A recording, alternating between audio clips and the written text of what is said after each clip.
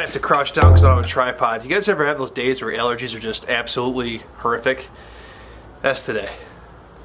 That's not why you guys clicked on the video. It's confession time for you guys.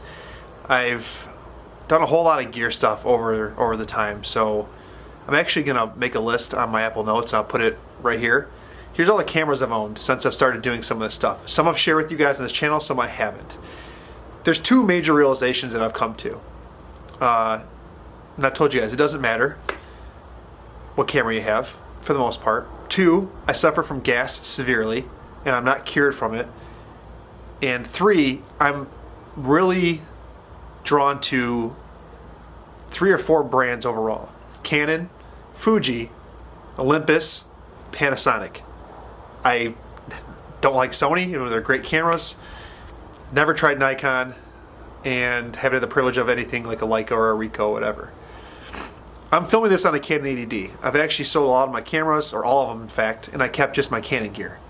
And for a couple reasons. My wife had a Canon DSLR. I like the way the Canon 80D fits in my hand. I had Canon glass. I have some Canon film cameras I can switch the EF glass onto. There's a lot of good reasons for that. But I gotta be honest with you guys. A lot of the people on this channel came here because I was doing videos with Micro Four Thirds, and there are shortcomings in Micro Four Thirds. I think we all can admit that, right? But I have not been able to stop thinking about the EM1 Mark II ever since I sold it to get the Canon EOS RP and eventually the Fujifilm X-T3. Arguably, you could say the Fujifilm X-T3 was the best camera I've had.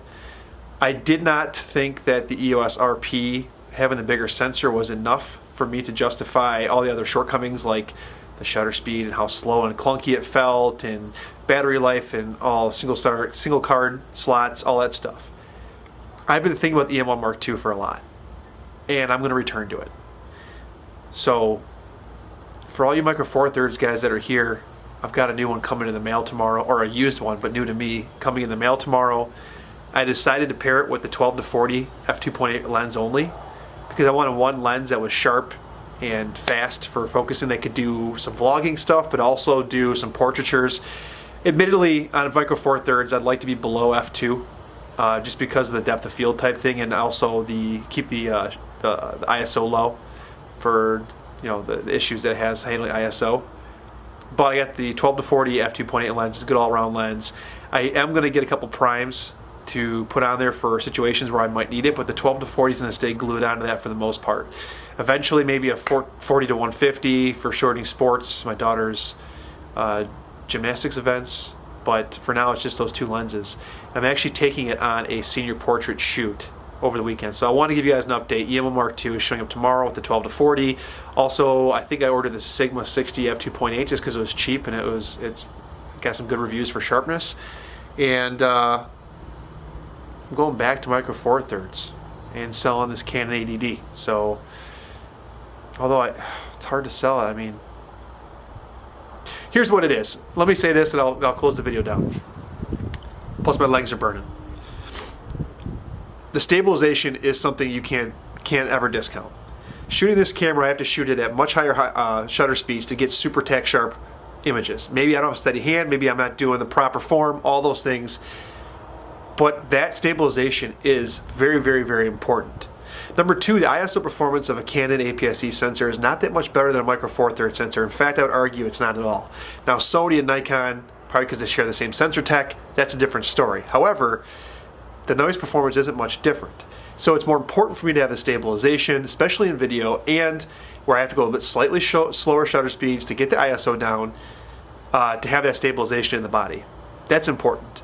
Of course, then there's the whole mirrorless thing. Something else I didn't even think about. DSLRs focus with a separate sensor, unless you're doing live view.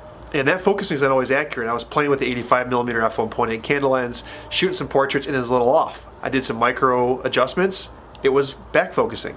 And so that's an issue. I put that same lens on a Canon M50, and it was tack sharp, which just further justifies why mirrorless on-sensor autofocus is that much more important than or much better, I should say, than the DSLR focusing systems.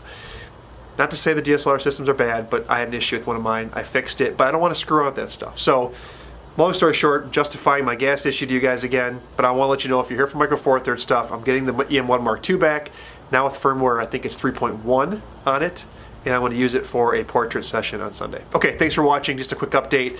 I'm going to sell my Canon 80D and EM1 Mark II. I'm back. See you guys.